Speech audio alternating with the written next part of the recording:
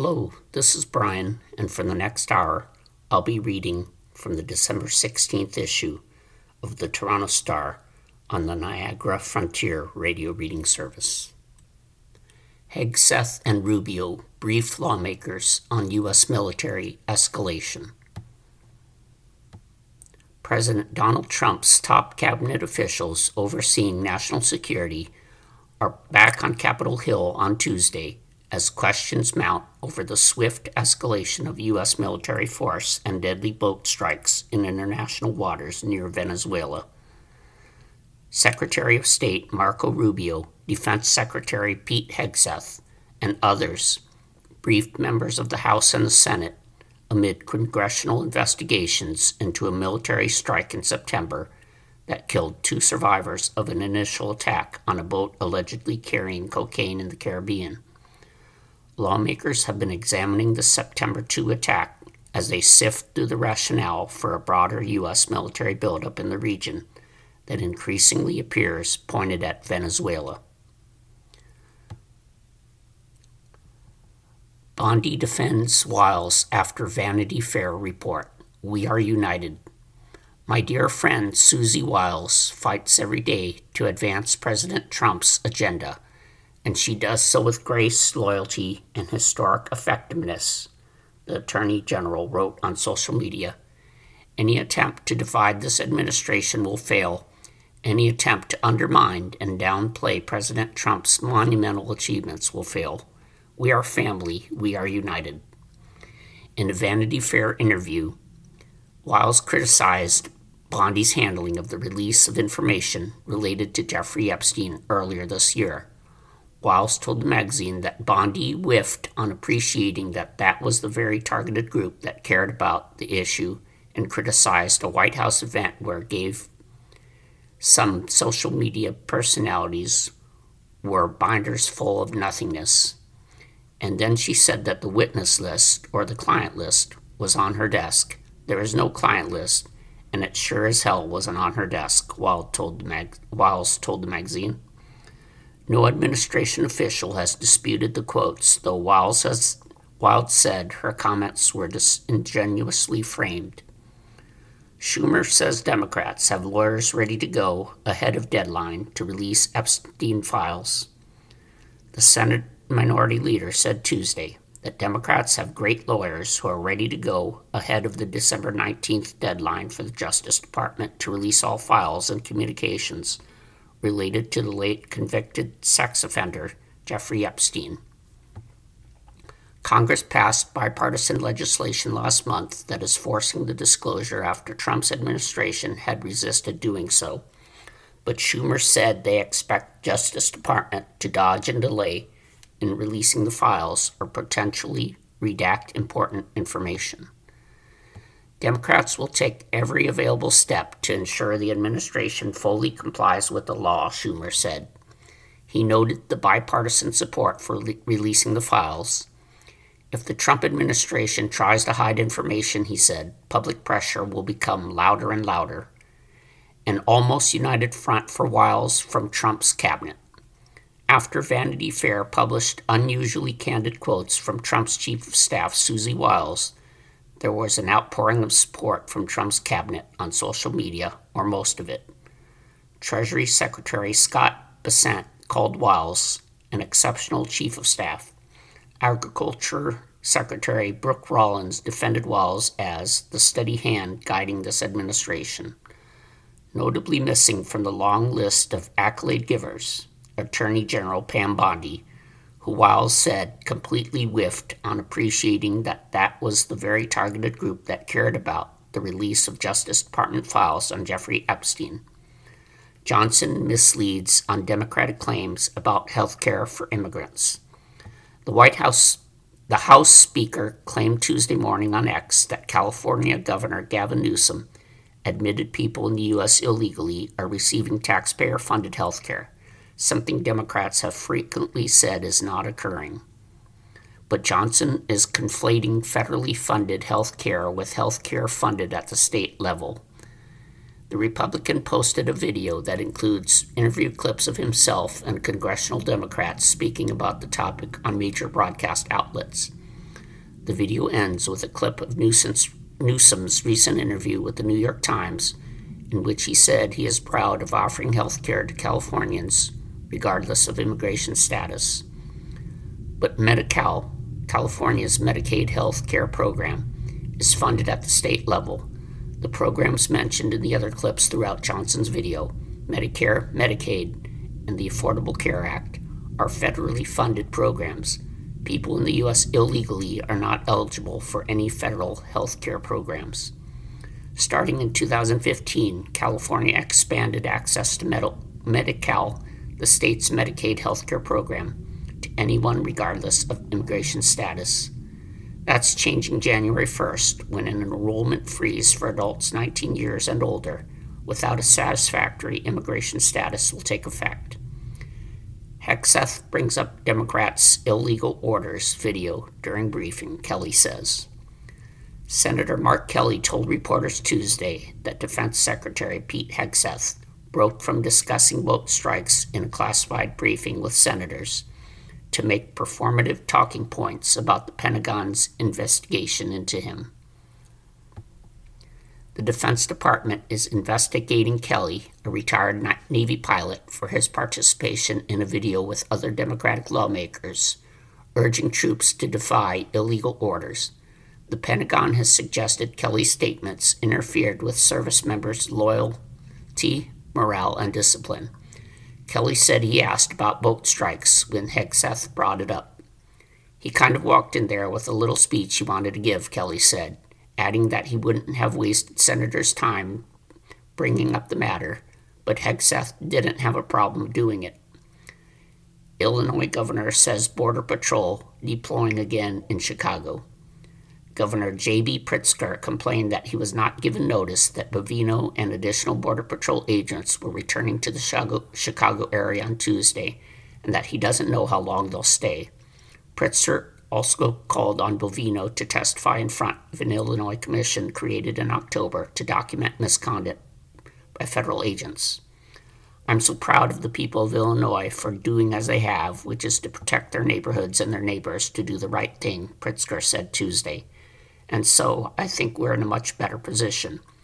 Meanwhile, DHS Assistant Secretary Tricia McLaughlin said, as we said a month ago, we aren't leaving Chicago and operations are ongoing. Prosecutors focus on Milwaukee judge's interaction with arresting officers.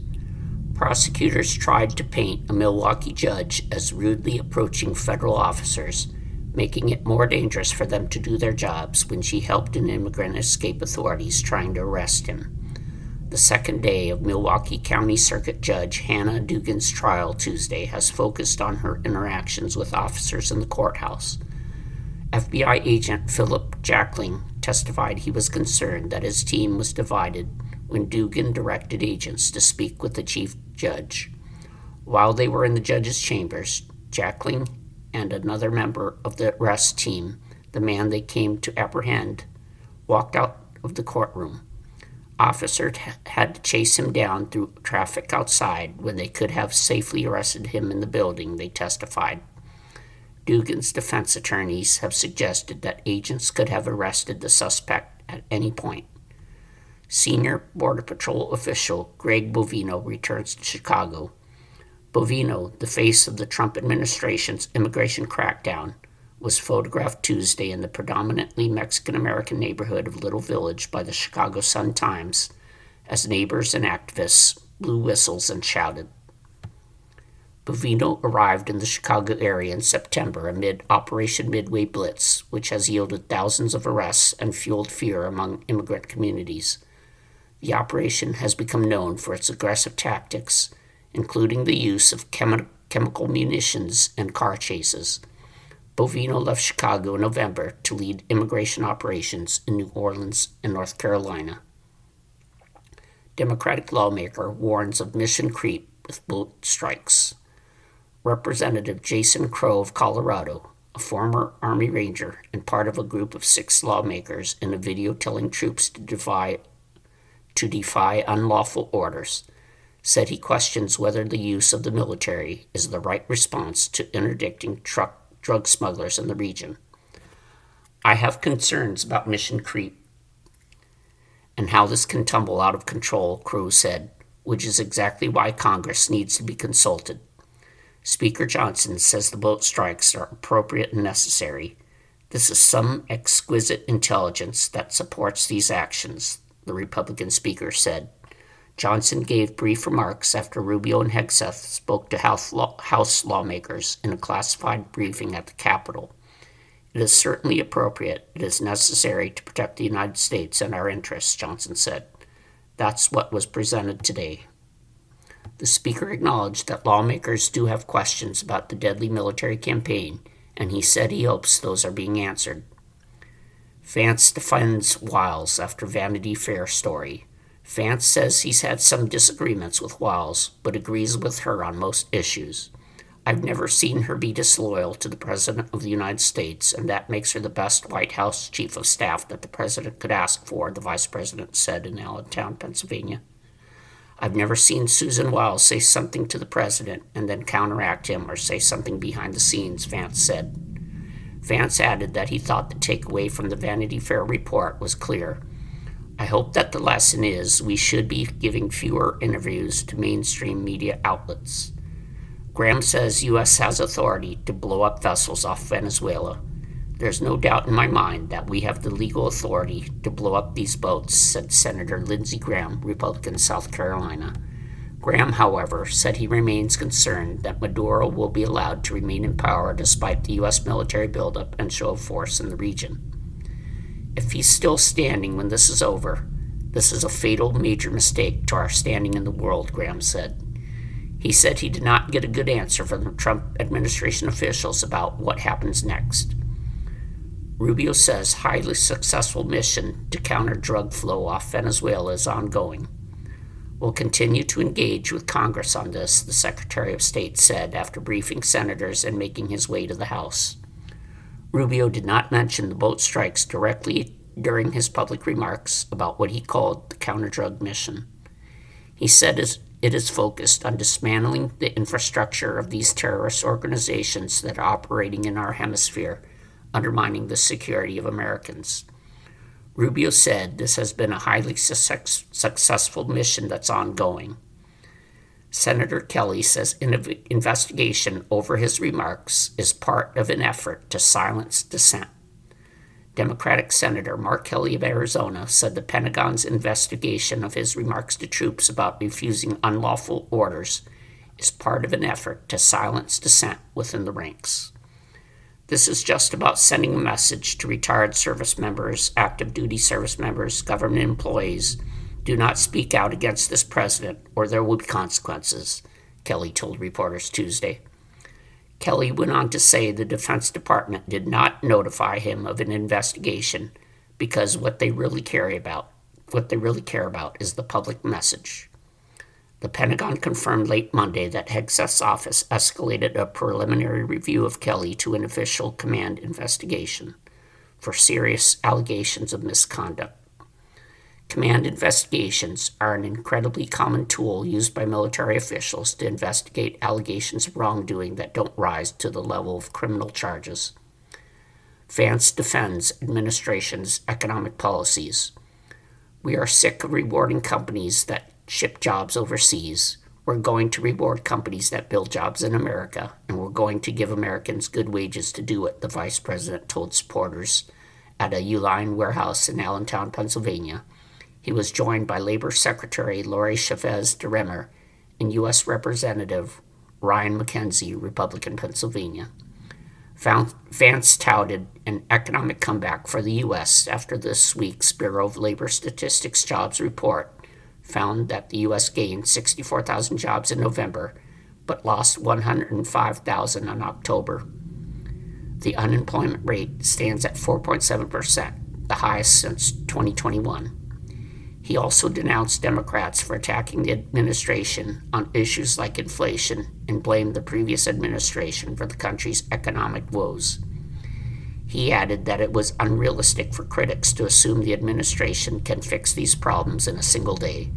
It takes a little bit of time to fix something that was so fundamentally broken, Vance told the crowd. Senator Adam Schiff will try to force Senate vote to release the boat strike video, the Democratic senator from California said he'll be making a request on the floor of the Senate to unanimously release the boat strike video to the full Congress and the American people. The public should see this, Schiff said after the closed-door briefing. He said he found the administration's legal explanations and the strategy explanations incoherent. Hegseth says he won't publicly release video of boat strike that killed survivors.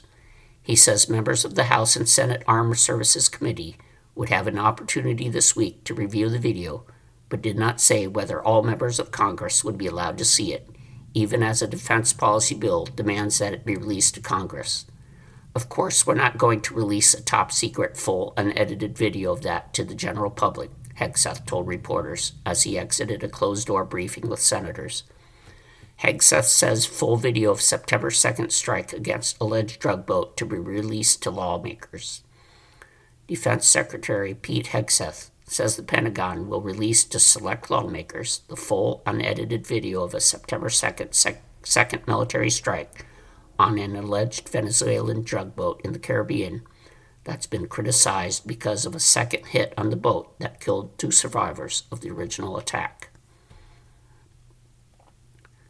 After briefing senators with Secretary of State Marco Rubio on the latest developments in the Trump administration's operations against narco-traffickers on Tuesday, Hegseth said the video would be made available Wednesday to the Senate and House Armed Services Committees, along with commentary from the Navy Admiral who greenlit the strike. However, he said the video remains classified and would not be released to the general public or lawmakers without a role in Pentagon oversight. We're proud of what we're doing, able to lay it out very directly, he said.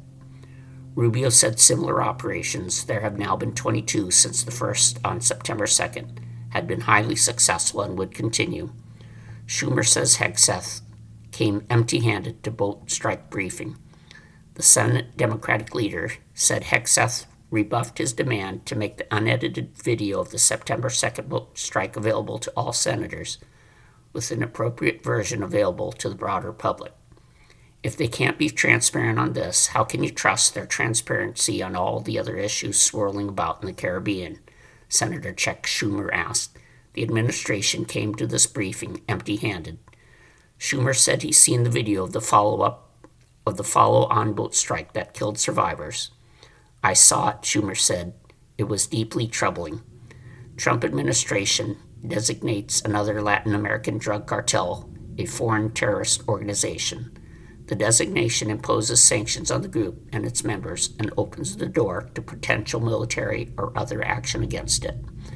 The State Department said Tuesday that the Colombian-based Clan del Golfo had been listed as both a foreign terrorist organization and a specially designated global terrorist group, calling it a violent and powerful criminal organization with thousands of members.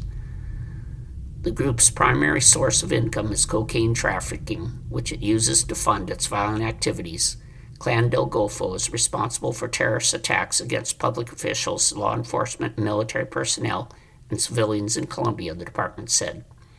Since taking office in January, the administration has made similar designations for at least 13 groups in Latin America, including the similarly named Cartel del Golfo, and launched military strikes against more than 20 alleged narcotics transporting vessels.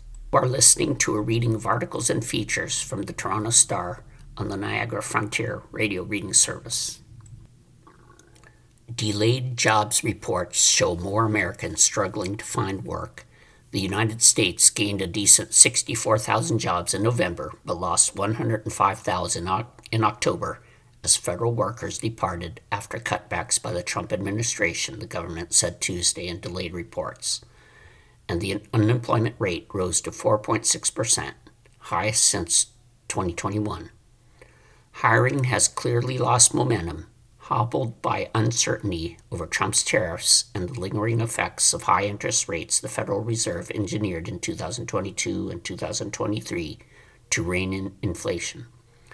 American companies are mostly holding on to the employees they have, but they're reluctant to hire new ones as they struggle to assess how to use artificial intelligence and how to adjust to Trump's unpredictable policies, especially his double-digit taxes on imports from around the world.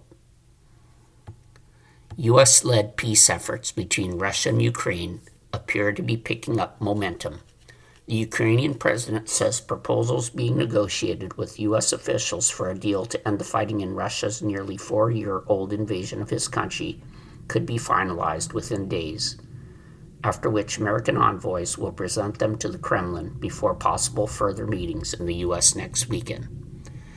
A draft peace plan discussed with the U.S. during talks in Berlin on Monday is not perfect, but is very workable, Volodymyr Zelensky told reporters, while cautioning that some key issues, notably what happens to Ukrainian territory occupied by Russian forces, remain unresolved. But as the spotlight shifts to Moscow, Russian President Vladimir Putin may balk at some of the proposals thrashed out by officials from Washington, Kiev, and Western Europe, including post-war security guarantees for Ukraine. Zelensky stated, "We are very close to a deal on security guarantees. The security proposal discussed in Berlin will be based on Western help in keeping the Ukrainian army strong," an official from a NATO nation said. Speaking on condition of anonymity to discuss sensitive matters, Europeans will lead a multinational and multi-domain force to strengthen those troops and to secure Ukraine from the land, sea, and air, and the U.S. will lead a ceasefire monitoring and verification mechanism with international participation, the official said. Kremlin spokesman Dmitry Peskov repeated Tuesday that Russia wants a comprehensive peace deal, and that if Ukraine seeks momentary, unsustainable solutions, we are unlikely to be ready to participate. We want peace. We don't want a truce that would give Ukraine a respite and prepare for the continuation of the war, he told reporters. We want to stop this war, achieve our goals, secure our interests, and guarantee peace in Europe for the future. White House denies conflicts. It seems like another example of the pay-to-play administration, said Kedrick Payne, who leads the ethics program at the Nonpartisan Campaign Legal Center in Washington. There is clearly a perception that in order to get favorable policies and acts from the administration, a company needs to provide a financial benefit to the president. Trump media did not respond to specific questions about the arrangement. Neither the president nor his family have ever engaged or will ever engage in conflicts of interest, White House Press Secretary Carolyn Leavitt said in a statement. How a Trump media deal with a crypto firm exposes potential conflicts of interest. Crypto.com was under siege for more than a year.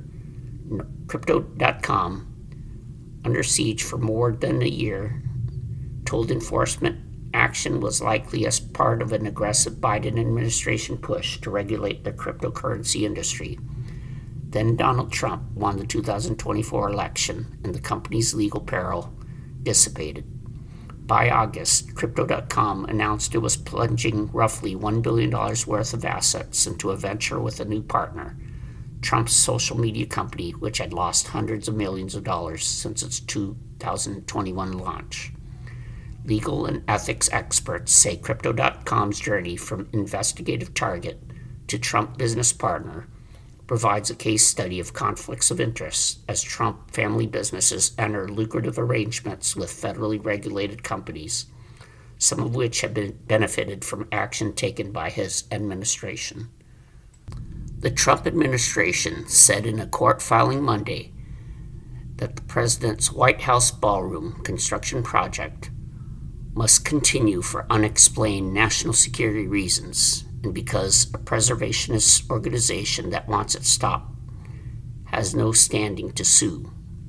The filing was in response to a lawsuit filed last Friday by the National Trust for Historic Preservation, asking a federal judge to halt President Donald Trump's project until it goes through multiple independent reviews and a public comment period and wins approval from Congress.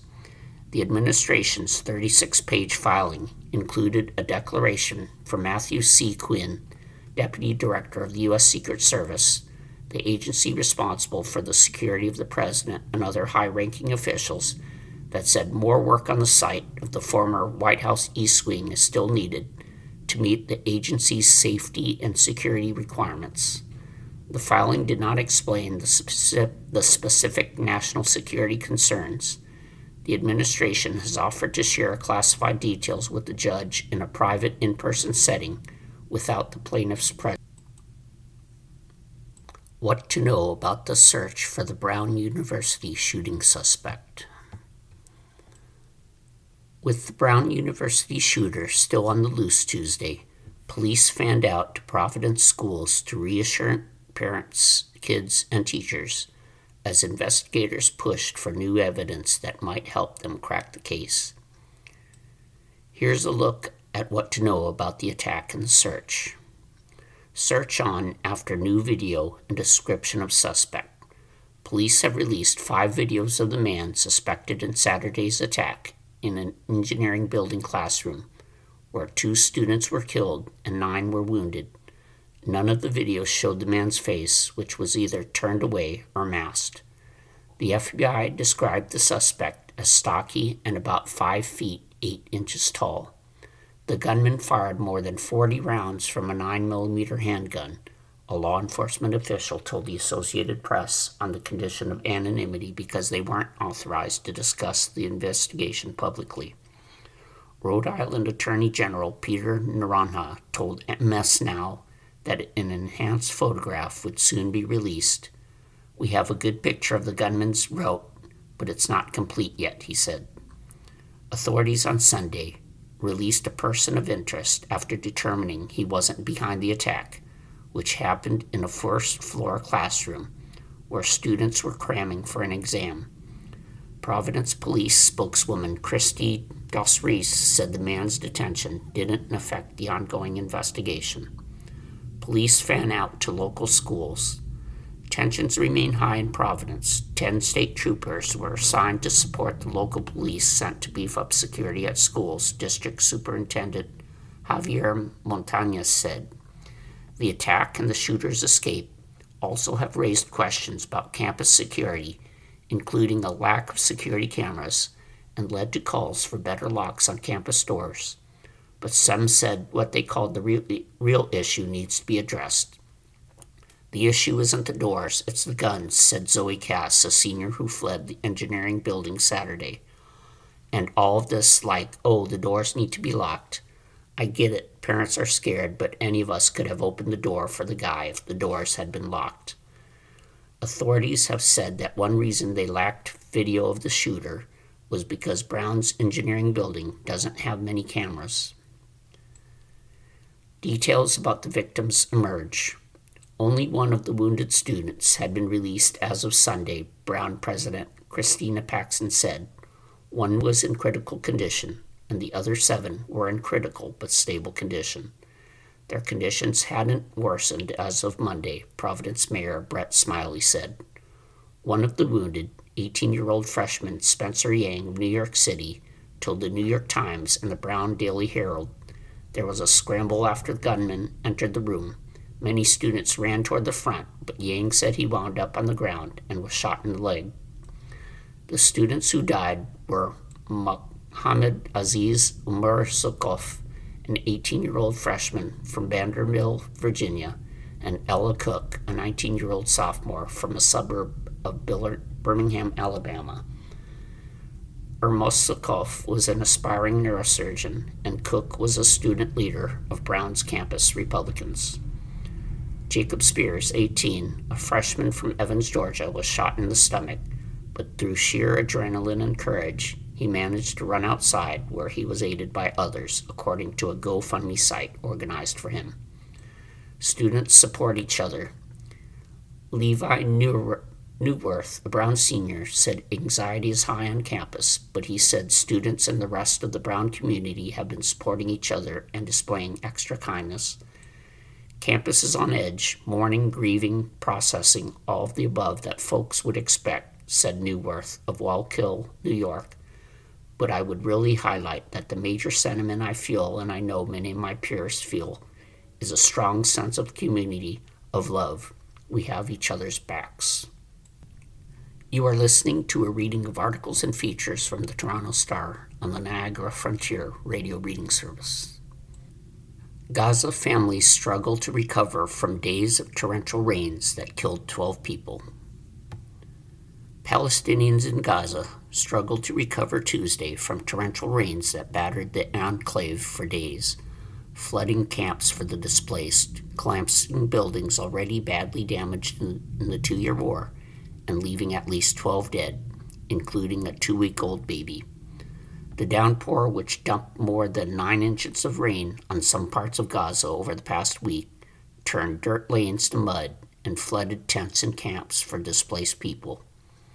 The Gaza Health Ministry, part of the Hamas-run government, said Tuesday the 2-week-old died of hypothermia as a result of the weather.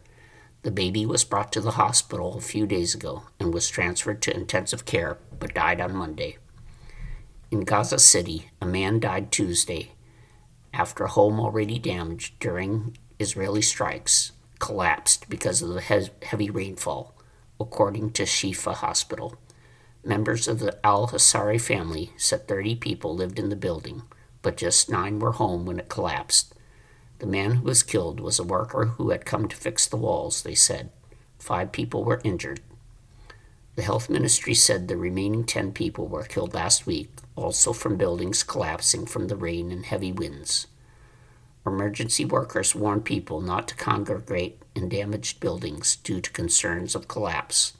Though so much of the territory has been reduced to rubble, there are few places to escape the rain.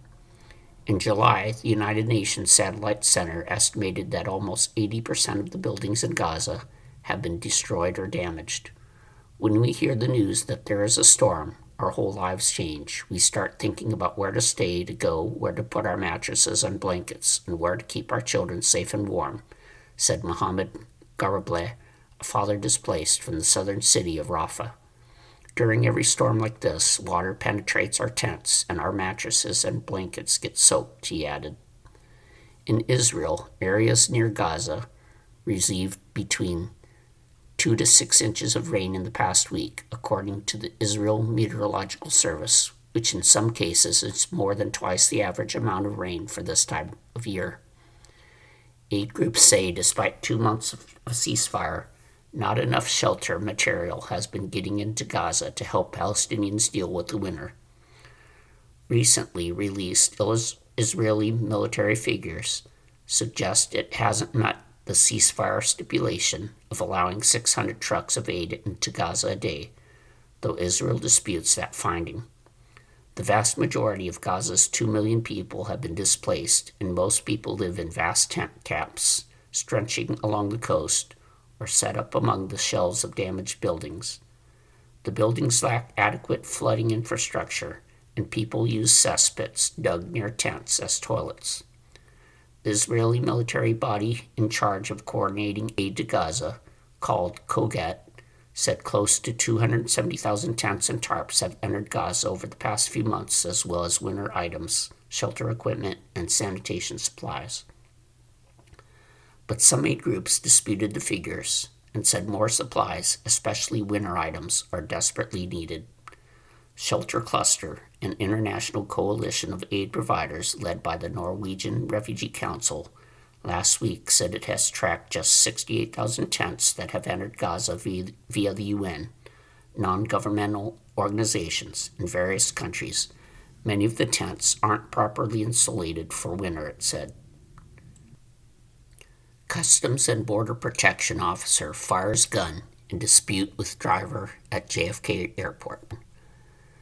An on-duty Customs and Border Protection officer fired his gun several times during a confrontation with another motorist Tuesday on an access road for New York's Kennedy Airport, police said. The CBP officer told authorities that he pulled his weapon after the other driver attacked him over a minor traffic crash, Port Authority police said. It wasn't clear if the shots hit anything. The other driver fled the scene after the shooting, according to the CBP officer, who was unhurt. The two-vehicle crash happened shortly before 5 a.m., near the airport's main car rental facilities on the tangle of roads and ramps that lead to the airport's terminals, administration buildings, and cargo areas. JFK's roadways are currently undergoing a major construction overhaul, and navigating the thicket of detours and traffic changes has been a source of frustration and confusion for many drivers. The Port Authority didn't say if the officer was driving an official vehicle. His name has not been released. The investigation led to traffic delays in the area during the morning commute, but those issues lessened as the morning progressed. Ukraine and 34 other countries approve compensation body for damages from Russia's invasion. Ukrainian President Volodymyr Zelensky and 34 other countries formally approved plans Tuesday to create a compensation body to pay for damages to Ukraine caused by the Russian invasion, but questions remain about where the money will come from. Zelensky told leaders gathered in the Dutch city of The Hague that he hopes for strong international support so any damage caused by the war can be compensated. The Council of Europe, the continent's preeminent human rights organization, has facilitated the International Claims Commission, which will allow Ukrainians to seek compensation for damage, loss, or injury caused by Russia since the full-scale invasion began in February 2022. The Council of Europe is adamant that Russia must foot the bill, but there is no clear pathway for forcing Moscow to pay. One proposal is to use some of the tens of billions of dollars in frozen Russian assets held in Europe. The aggressor must pay, Zelensky told the Dutch parliament earlier Tuesday. On Monday, he attended peace talks in Berlin with U.S. President Donald Trump's special envoy, Steve Witkoff, Trump's son-in-law, Jared Kushner, and German Chancellor Friedrich Merz. Zelensky voiced readiness to drop his country's bid to join NATO in exchange for Western security guarantees, but rejected the U.S. push for ceding territory to Russia. These security guarantees are an opportunity to prevent another wave of Russian aggression, he told journalists, and this is already a compromise on our part. 35 countries backed the International Claims Commission, but they now must ratify the treaty, a process which usually requires legislature approval. That level of support is unprecedented for the start of a Council of Europe treaty. The Commission will assess claims made to the already operational Register of Damages, which was launched during a Council of Europe summit in 2023. Some 80,000 claims have already been filed with the register, which is based in The Hague. EU Foreign Policy Chief Kaja Kallas told a press conference the bloc would give $1.1 million to finance the Commission's operation. An estimated $4.1 million are needed overall. Many of the same countries have also backed a new international court, also under the umbrella of the Council of Europe, to prosecute senior Russian officials for the full-scale invasion of Ukraine. Driver who ran through crowd at Liverpool soccer parade sentenced to over 21 years.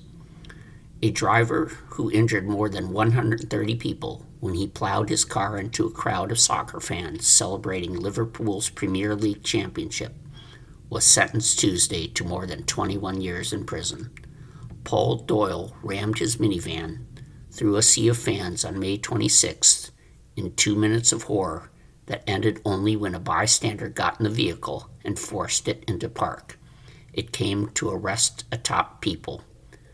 You struck people head-on, knocked others onto the bonnet, drove over limbs, crushed prams, and forced those nearby to scatter in terror, Judge Andrew Menery told Doyle in Liverpool Crown Court. You plowed on at speed and over a considerable distance, violently knocking people aside or simply driving over them, person after person after person. Prosecutors said Doyle flew into a fury because he couldn't get where he was going fast enough to pick up friends who had attended the parade. Doyle sobbed during much of the 2-day sentencing as prosecutors detailed the crime, using graphic video footage and reading emotional statements from dozens of victims. The 54-year-old pleaded guilty last month to 31 counts, including dangerous driving and multiple counts of attempting or causing grievous bodily harm and intentional wounding. The victims ranged in age from a 6-month-old boy who was miraculously unharmed when his mother was struck and his baby carriage was tossed aside to a 77-year-old woman pinned under the car in a pool of blood. Court seized crime from driver's perspective. Footage from Doyle's car dashboard camera showed terrified people trying to scramble to safety before being knocked aside, tossed in the air, or slipping under his bumper. Many said they feared a terror attack was unfolding, but the explanation was as simple as the consequences were awful. Prosecutor Paul Greene said, "He was a man in a rage whose anger had completely taken hold of him." Doyle's footage captured him cursing at people in the street, blaring his horn, and using the F word, yelling, "Move, move, move."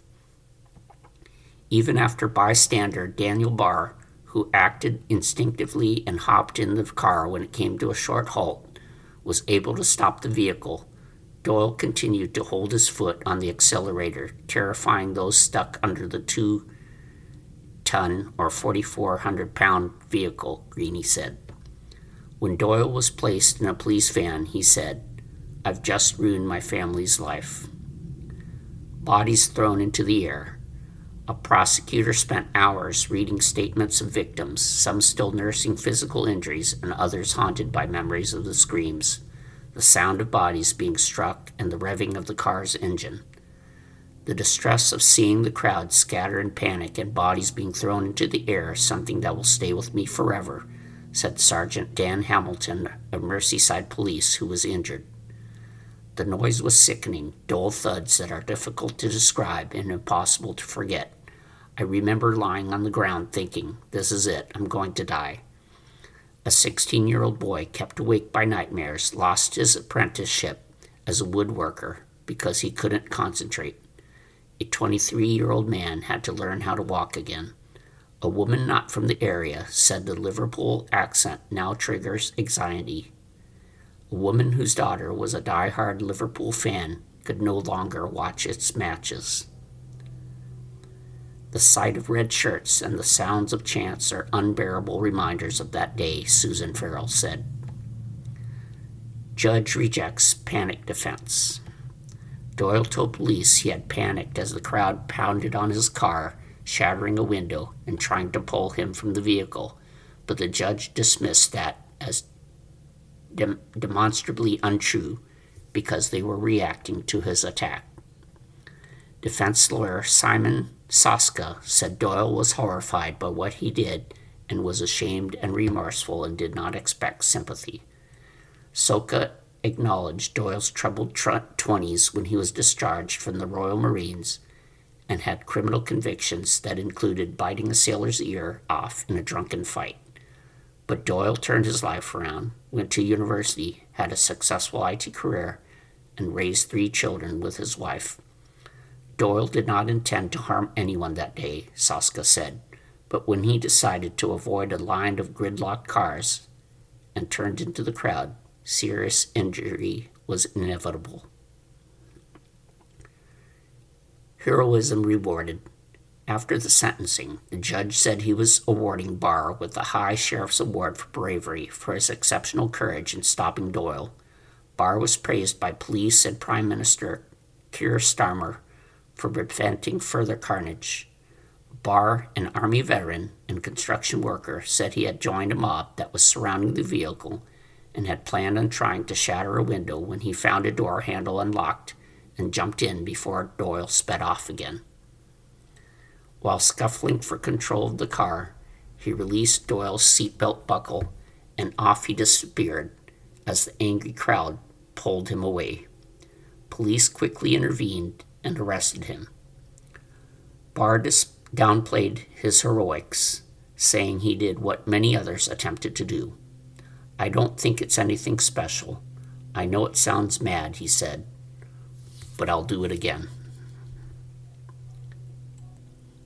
You are listening to a reading of articles and features from the Toronto Star. on the Niagara Frontier radio reading service. A photographer finds thousands of dinosaur footprints near Italian Winter Olympic venue. A wildlife photographer stumbled upon one of the oldest and largest known collections of dinosaur footprints, dating back about 210 million years to the Triassic period, high in an Italian national park near the 2026 Milan Cortina Winter Olympic venue of Bormio, officials announced Tuesday. The discovery in the Stelvio National Park was striking for the sheer number of footprints, estimated at as many as 20,000 over some 5 kilometers or 3 miles, and the location near the Swiss border, once a prehistoric coastal area that has never previously yielded dinosaur tracks, experts said.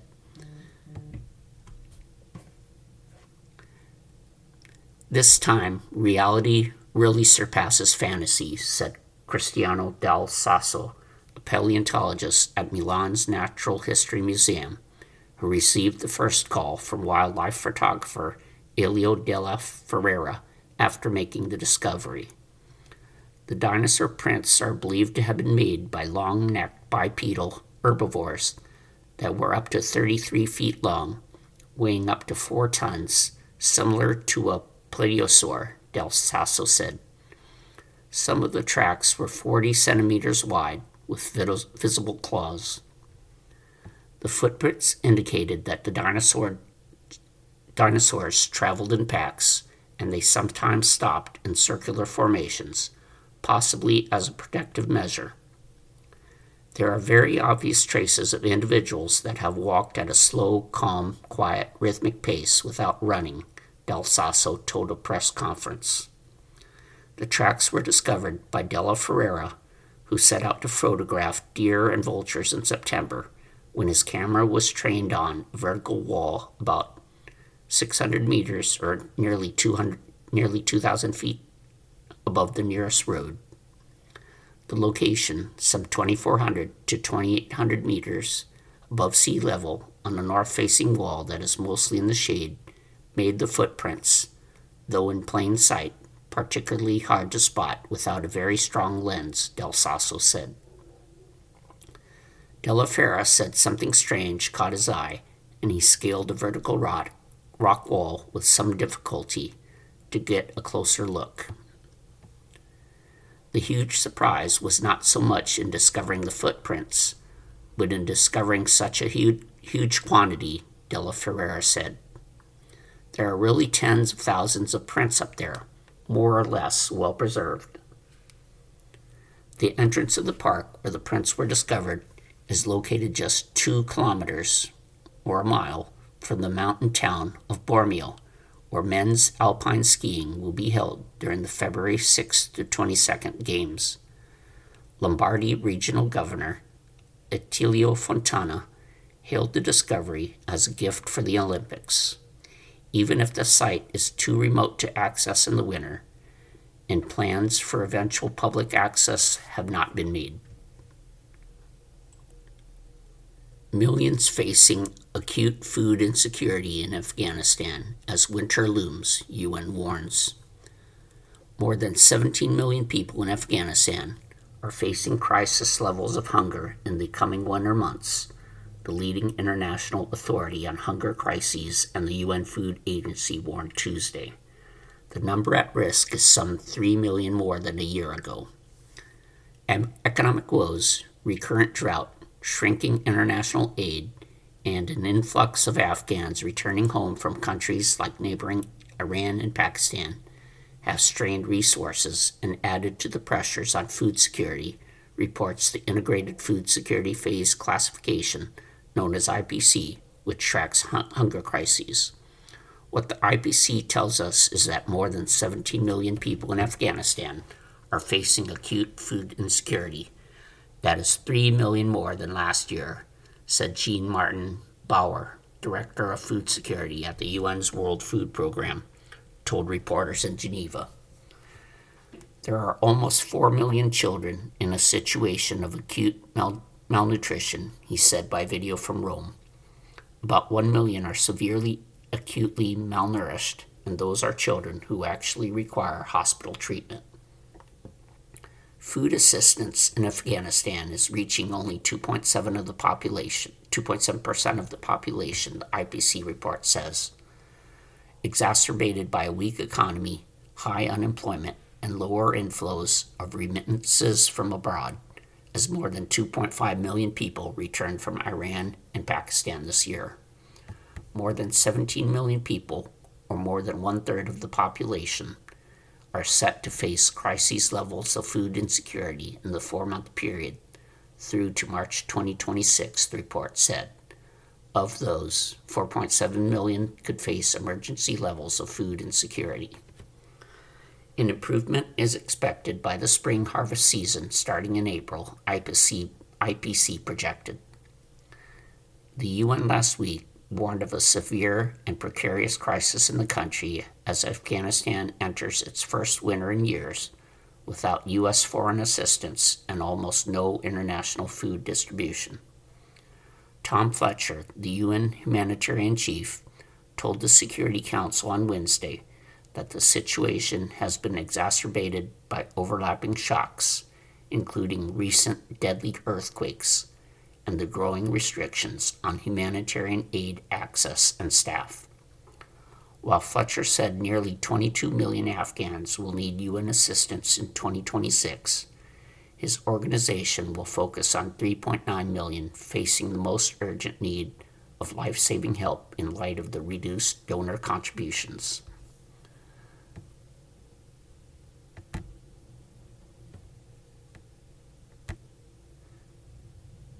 Sudan tops global humanitarian crisis watch list for third year as devastating war grips the country. Sudan topped a watch list of global humanitarian crises released Tuesday by an international aid group for the third year in a row as a devastating war grips the northeastern African country. The International Rescue Committee said Sudan was at the top of its annual emergency watch list, which included 20 countries at risk of worsening humanitarian crises in 2026. The IRC called for scaling up global humanitarian funding, which has shrunk by 50% in the outgoing year and is on track to become the deadliest year for humanitarians. A new world disorder.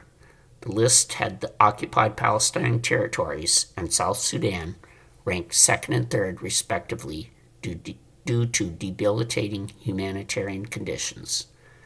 It also included Ethiopia, Haiti, the Democratic Republic of Congo, Lebanon, and Ukraine.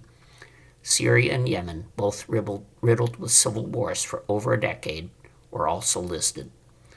Though the 20-country list represents just 12% of the world's population, it accounts for 89% of those in need, with 117 million displaced people, the IRC said. The group expects the listed countries to host more than half of the world's extremely poor by 2029, calling the crises a new world disorder, replacing the post-World War II international system once grounded in rules and rights. The IRC said many of the conflicts are driven by struggles for power and profit. In Sudan, the group says the warring parties and their international backers are benefiting from the gold trade, which has devastating impacts on civilians. This year's watch list is a testament to misery, but also a warning, Miliband said. The new world disorder is here, and winds are picking up everywhere. Disorder begets disorder.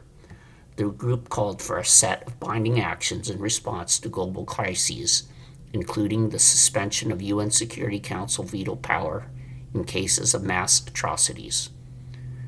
An urgent humanitarian crisis in Sudan.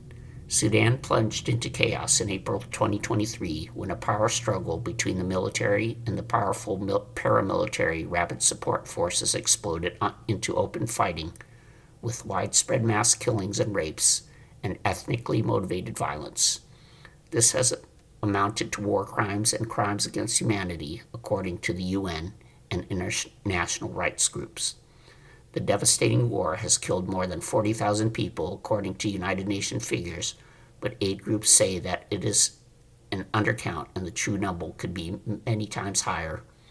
The conflict created the world's largest humanitarian crisis, with over 14 million people displaced, disease outbreaks, and famine spreading in parts of the country. The scale of the crisis in Sudan is a signature of this disorder, said David Miliband, president and CEO of the IRC. He called on the international community to take urgent action to stop 2026 from becoming the most dangerous year yet. Both the RSF and the military were accused of violating international law over the course of the war. However, most of the atrocities were blamed on the RSF, which the Biden administration said it committed genocide in Darfur. Horrors reported in Darfur. The most recent atrocities happened in late October when the Rapid Support Forces took over El Fasher city, which was the military's last stronghold in the sprawling Darfur region. Witnesses told the Associated Press in October that RSF fighters went house to house, killing civilians and committing sexual assaults in the city. UN High Commissioner for Human Rights Volker Turk said last week that war crimes and potentially crimes against humanity were committed in the city.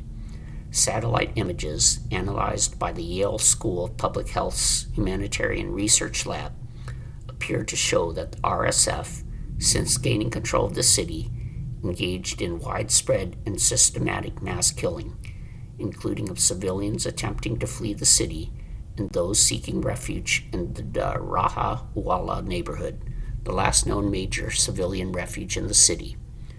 HRL's report, released Tuesday, said the RSF then launched a systematic multi-week campaign that aimed at destroying evidence of atrocities in the city.